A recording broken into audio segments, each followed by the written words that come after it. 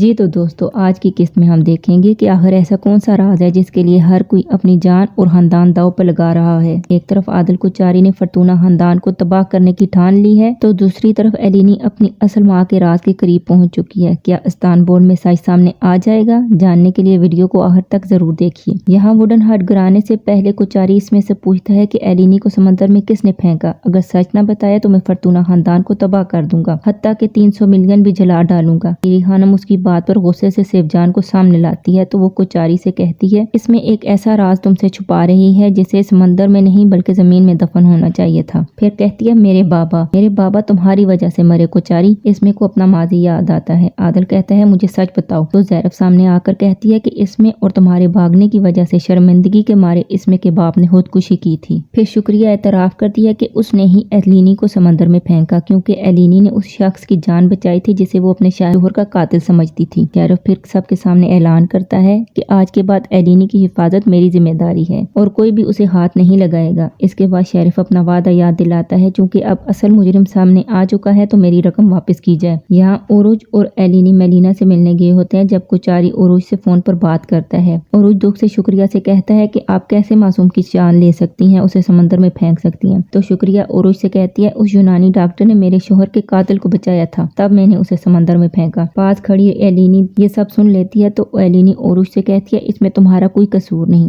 تم شرمندہ مت ہو۔ اوروج شرمندگی سے ایلینی سے معافی مانگتا ہے اور کہتا ہے کہ اس کی تلافی نہیں ہو سکتی جو کچھ ہوا۔ ایلینی کہتی ہے، تم نے میرے لیے جو کیا وہ کافی ہے، بس میرے لیے میری ماں کو تلاش کرو، میرے لیے یہی کافی ہے۔ جبکہ یہاں معاملہ ختم نہیں ہوتا۔ اس میں عادل سے کہتی ہے، تم نے ڈیل کی تھی، تم اسے ہاتھ نہیں لگاؤ گے جس نے ایلینی کو سمندر میں پھینکا، مجھے جو چاہے سزا دے لو۔ عادل کہتا ہے، میں ماضی کو کچل ڈالوں گا۔ اس میں اپنے آنسو پونچھتی ہے اور بلڈوزر سے ووڈن ہٹ کو گرا دیا جاتا ہے اور ووڈن ہٹ کی جگہ ملبے کا ڈھیر بن جاتی ہے۔ جب کوچاری واپس جاتے ہیں تو چچا امیرم عادل کو یاد دلاتا ہے کہ اب دشمنی ختم ہو گئی، کیا تم شیرف سے بدلہ نہیں لو گے؟ تو عادل کہتا ہے، اس دشمنی نے ہمیں دیا ہی کیا ہے؟ دونوں خاندان میں 50 سال سے زیادہ عمر کا شاید ہی کوئی بزرگ مرد رہا ہو۔ اس پر گیزب مذاق سے کہتا ہے، اصل مسئلہ تو یہ ہے کہ عادل کی اپنی کوئی اولاد نہیں، اگر اس کی اور اس میں کی اولاد ہوتی تو وہ بچہ ساری عمر یہی فیصلہ نہ کر پاتا کہ بدلہ کوچاری خاندان کا لے یا فرتونہ خاندان کا۔ اس بات پر امیرم چچا کہتے ہیں کہ پہلے عادل کی شادی خاندان کی لڑکی سے کرواتے ہیں، پھر اس کا بیٹا پیدا ہوگا جو اپنے دادا کا بدلہ لے گا۔ عادل چچا سے کہتا ہے، آپ کے دماغ میں جو چل رہا ہے اسے بھول جائیں۔ تو گیزب کہتا ہے، کیا بدلہ نہیں لیں گے فرتونہ سے؟ تو عادل کہتا ہے، کون فرتونہ؟ اس کے چہرے پر ایک عجیب سی مسکراہٹ ہوتی ہے جسے دیکھ کر گیزب کہتا ہے، یہ عام مسکراہٹ نہیں بلکہ وہی مسکراہٹ ہے جو عادل کے ذہن میں کسی نئے منصوبے کی نشانی کرتی ہے۔ تو عادل جوش سے کہتا ہے کہ زمین تو پہلے ہی لے چکے ہیں، اب فرتونہ خاندان کی ایک ایک زمین ان سے چھینیں گے، یہاں تک کہ اس گاؤں کا نام ہی بدل کر کوچاری 2 رکھ دیں گے۔ تو گیزب کہتا ہے، اس دشمنی کو آگے بڑھانے والا ایک بھی فرتونہ باقی نہیں رہے گا۔ وہیں مویشیوں کے باڑے میں ایک شخص مشکوک انداز سے اطراف میں دیکھ رہا ہوتا ہے اور فون پر شیرف سے بات کرتا ہے۔ شیرف اسے کہتا ہے، تم وہیں میرے فون کا انتظار کرو۔ یہاں فرتونہ ہاؤس میں شیرف بھی اپنی اگلی چال کی تیاری میں ہوتا ہے۔ زیرف کہتی ہے، گاؤں والوں کو شام تک ان کی چائے کی رقم چاہیے، لیکن رقم ابھی تک کوچاری کے پاس ہے، اگر آج پیسے نہ ملے تو گاؤں والے دوبارہ کبھی فرتونہ خاندان کو اپنی چائے نہیں بیچیں گے۔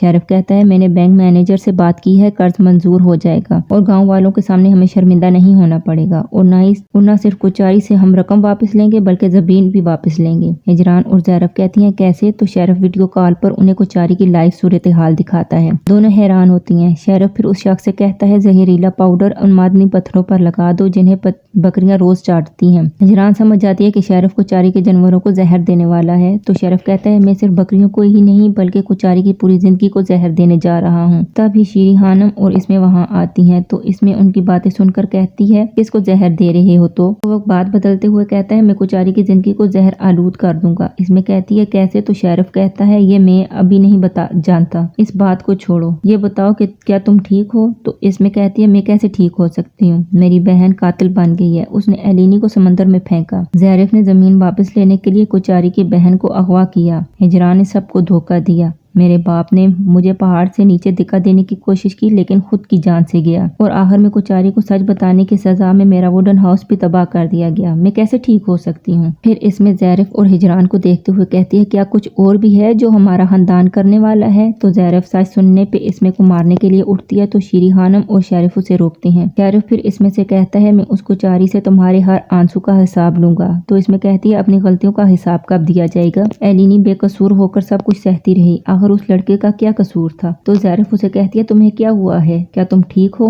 जाओ तुम आराम करो, अपनी नींद पूरी करो। तो इसमें कहती है मैं बरसों तक गफलत की नींद में रही हूँ, मगर अब मैं जाग चुकी हूँ। अपनी बात करके इसमें वहाँ से चली जाती है। तो इसमें के जाने के बाद शुक्रिया और सैफजान वहाँ आती हैं। तो शीरी खानम उनसे कहती है हमने तुम्हारी बेटी को कुचारी के हवाले नहीं किया, मगर मैं अपने पोते की जिम्मेदारी नहीं लूंगी। तो सैफजान शीरी खानम से कहती है अगर मेरी शादी ओरुज से न करवाई तो मैं कुचारी को सब कुछ बता दूंगी, और जब उसे पता चला तो वो सब कुछ बर्बाद कर देगा। ज़ैरफ सैफजान को धिक्का देकर शीरी खानम के पैरों में फेंकती है और शरफ कहता है तुम एक ऐसे शख्स को धमकी दे रही हो जिसने 20 साल तक कत्ल की सजा काटी है। मैं तुम दोनों को कब्र में उतार दूंगा और किसी को पता भी नहीं चलेगा। तो सैफजान सबको मुखातिब करते हुए कहती है या तो मुझे कत्ल कर दो या ओरुज से मेरी शादी करवा दो। मेलिना से मिलने के बाद एलिनी और ओरुज के साथ माइकल फॉर्तूना क्लिनिक आ जाता है। वो एलिनी को उदास देखकर कहता है मेलिना को जब कोई नया मरीज मिलता है तो वो दुनिया को भूल जाती है, तुम उदास ना हो। एलिनी उदासी से कहती है उसने मुझे छोड़ दिया है। तो वो कहता है उसने मुझे तुम्हारे लिए यहाँ भेजा है। तो ओरुज उसे एलिनी के साथ बर्दाश्त नहीं करता और उसे मारने लगता है। यहाँ क्लिनिक के अंदर फातिमा इसू के पास बैठी होती है। तो इसू खांस कर उसे मुतवज्जो करता है और उसे कहता है मैंने तुम्हें अगवा किया लेकिन तुम मेरे लिए यहाँ रुकी, इसके लिए शुक्रिया। तो फातिमा गुस्से से कहती है मैं यहाँ एलिनी के लिए हूँ ताकि ओरुज उसे उसकी माँ से मिलवा सके। तभी एलिनी की आवाज पर फातिमा बाहर आती है। तो ओरुज और मिकाइल को लड़ता देखकर कहती है ये कौन है। एलिनी उसे बताती है ये पॉप का भतीजा और मेरी पहली मोहब्बत है, लेकिन इसने मुझे देखा तक नहीं। फातिमा हंसते हुए कहती है देखो तो तुम्हारी पहली और आखिरी मोहब्बत आपस में झगड़ रही है। एलिनी उन्हें रोकती है मगर वो उसकी बात नहीं मानते। तो वो उन्हें छुड़वाने के लिए आगे बढ़ती है तो धिक्का लगने से नीचे गिर जाती है। मिकाइल उसे उठाने के लिए हाथ बढ़ाता है तो ओरुज उसका हाथ झटक देता है। तभी एलिनी को एक तस्वीर मिलती है। तो वो उनसे पूछती है ये किसके पास से गिरी है। तो ओरुज कहता है ये मेलिना ने मुझे दी थी। एलिनी माइकल से फिर कहती है तुम जाओ, मुझे ओरुज से बात करनी है, मैं तुमसे बाद में बात करूंगी। तो वो एलिनी की बात मानकर वहां से चला जाता है। एलिनी और ओरुज पत्थरों पर बैठे होते हैं। एलिनी तस्वीर को देखते हुए कहती है मुझे पैदा होते ही छोड़ दिया गया एक सर्जरी वार्ड के कपड़े में, हत्ता कि मुझे नहलाया भी नहीं गया। तो ओरुज कहता है पैदाइश के सिर्फ 20 मिनट बाद तुम्हें पार्क में मेलिना के हवाले किया गया। तो एलिनी कहती है मतलब कि भेजा गया। ओरुज उसकी बात पर दुख से कहता है ऐसे मत कहो। एलिनी पूछती है मुझे किसने भेजा। तो ओरुज को ख्याल आता है मगर ओरुज एलिनी से कुछ नहीं कहता, सिर्फ यही कहता है कि मुझे नहीं मालूम, यहाँ तक कि मेलिना को भी नहीं। फिर एलिनी नीकू से तस्वीर का मुकाम पूछती है तो वो बताता है ये इस्तानबुल का कोज़गुंजुक पार्क है। एलिनी उरुज से कहती है तुमने कहा मुझे पैदाइश के सिर्फ 20 मिनट बाद पार्क में लाया गया, तो पार्क से 20 मिनट के फासले पर कौन सा हॉस्पिटल है। अगर हमें सही हॉस्पिटल मिल गया तो शायद मैं अपनी हकीकी माँ तक पहुँच सकूँ। ओरुज उसे उसकी जहानत की दाद देता है और कहता है चलो हम इसू को घर छोड़कर सीधा इस्तानबुल के लिए निकल जाएंगे। वो दोनों ऐसे खुश होते हैं जैसे वो कामयाब हो गए हों। इधर शरफ जेल से निकलने की खुशी में अपने लोगों के साथ रक्स कर रहा होता है। दूर से आदिल, गैजब और अमीरम चचा देख रहे होते हैं, जबकि कुचारी के इलाके में शरफ का आदमी सब मवेशियों को जहर दे रहा होता है। शरफ गाँव वालों का इस्तकबाल करता है और उन्हें यकीन दिलाता है कि आज हर शख्स को उसकी रकम मिलेगी।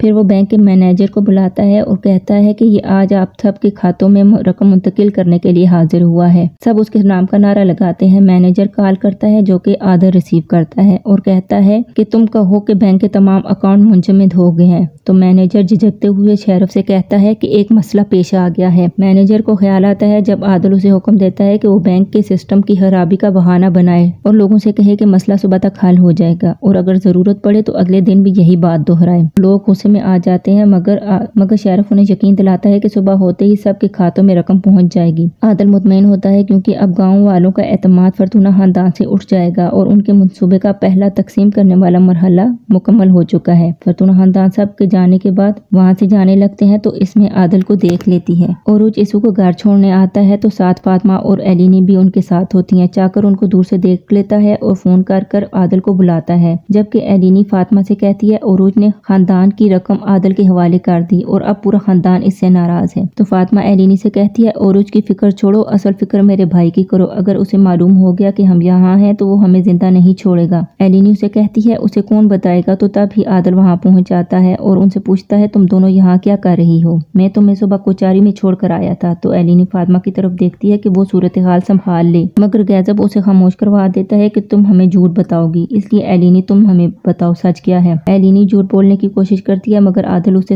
کہتا ہے سچ بتاؤ لڑکی۔ تو وہ کہتی ہے میں اپنی ماں میلینا سے ملنے گئی تھی، وہ یہیں تھی، عروج مجھے لے کر گیا تھا۔ جب تم نے عروج کو فون کیا کہ مجھے سمندر میں پھینکنے والے اسمے کی ماں تھی، تب میں اپنی ماں کے ہوٹل والے کمرے میں تھی اور مجھے وہیں معلوم ہوا کہ اسمے کے والد کی موت کا الزام تم پر لگایا گیا تھا۔ یہاں اسو گھر پہنچتا ہے تو زیرف اسے گلے لگاتی ہے مگر اسو ماں سے محبت کا اظہار نہیں کر پاتا۔ زیرف عروج سے کہتی ہے میں نے تمہیں منع کیا تھا یہاں مت آنا، پھر بھی تم آ گئے۔ تو عروج کہتا ہے آپ میری ماں ہیں، میں آپ کی بے ادبی نہیں کرنا چاہتا، مجھے مجبور نہ کریں۔ اس پر زیرف کہتی ہے کہ اس سے بڑی بے عزتی کیا ہوگی کہ پورے گاؤں والے کے سامنے ہمیں شرمندگی اٹھانی پڑی۔ عروج چچا سے پوچھتا ہے کیا کچاری نے رقم واپس نہیں کی؟ تو وہ کہتا ہے نہیں، اور میں نے قرضہ لینا چاہا تو وہ بھی صبح ملے گا۔ یہ سنتے ہی زیرف غصے سے پڑتی ہے کہ سب تباہی کی ذمہ دار تم ہو، تم نے خاندان کی روزی دشمن کے حوالے کی، تم چور ہو۔ سب زیرف کو خاموش کرواتے ہیں مگر وہ مسلسل اپنے بیٹے کو برا بھلا کہتی ہے۔ تو عروج غصے سے کہتا ہے ہمیں دشمنوں کی ضرورت نہیں، کیونکہ آپ کا دیور قاتل ہے، ایک بیٹا چور ہے تو دوسرا بیٹا ایک بے گناہ لڑکی کو اغوا کرنے والا ہے، ایک بیٹا ریوڑ کے نیچے کچلا گیا ہے تو دوسرے نے اس کی جان بچائی، آپ کی بہو کی ماں نے ایک بے گناہ کو سمندر میں پھینکا، یہ سب صرف برسوں پرانی دشمنی کی آگ ٹھنڈی کرنے کے لیے کیا گیا ہے۔ تو اسو عروج سے کہتا ہے کوئی بات نہیں، ہم یہ قرض بھی ادا کر دیں گے۔ تو اس میں کہتی ہے یہی تو فرتونہ خاندان کی قسمت رہی ہے، جنگیں بڑے شروع کرتے ہیں مگر ان کی قیمت ہمیشہ چھوٹوں کو چکانی پڑتی ہے۔ زیرف سب کو نارمل ہونے کا کہتا ہے کہ اب فرتونہ کا سردار میں ہوں، تم سب کو حق ملے گا، کسی کو نظر انداز نہیں کیا جائے گا۔ اسو اور عروج کو چچا پر غصہ ہوتا ہے۔ زیرف پھر عروج سے کہتا ہے تمہاری شادی اگلے ہفتے طے کی ہے۔ عروج ایسا نہیں چاہتا، وہ سیف جان سے الگ میں بات کرتا ہے کہ میں ابھی شادی نہیں کرنا چاہتا، ابھی مجھے استنبول جانا ہے، وہاں سے آ کر ہم اس پر بات کریں گے۔ تو ایمن اس کی بات سن کر کہتی ہے کیا تم بھی حیدر کی طرح جانا چاہتے ہو؟ سیف جان ایمن کو روکتی ہے اور پھر عروج سے کہتی ہے تو ٹھیک ہے، ہم وہاں سے شادی کا جوڑا بھی لے لیں گے، جس پر عروج کہتا ہے نہیں تم نہیں جاؤ گی۔ تو سیف جان اس سے پوچھتی ہے کون تمہارے ساتھ جائے گا؟ تو عروج کہتا ہے میں ایلینی کے ساتھ جاؤں گا۔ سیف جان اسے ایلینی کے ساتھ جانے پر سوال کرتی ہے تو عروج کہتا ہے کیا تم نے ایلینی کو سمندر میں نہیں پھینکا؟ اس میں چاوش نے تمہارے ریکارڈ سمندر میں نہیں پھینکے تاکہ کوئی یہ نہ جان پائے؟ تو کیا تم اب بھی مجھ سے سوال کرو گی یا تم میرے سوال کا جواب دو گی؟ اپنی بات کر کے عروج وہاں سے چلا جاتا ہے۔ عروج کہتا ہے شکریہ نے تمہاری وجہ سے اسے سمندر میں پھینکا، اس میں چاوش کے ساتھ کیا تعلق رہا ہے تمہارا؟ تو عادل کہتا ہے تم لوگوں نے غلط شخص کو سامنے لایا، معاملہ اتنا سادہ نہیں جتنا دکھائی دیتا ہے۔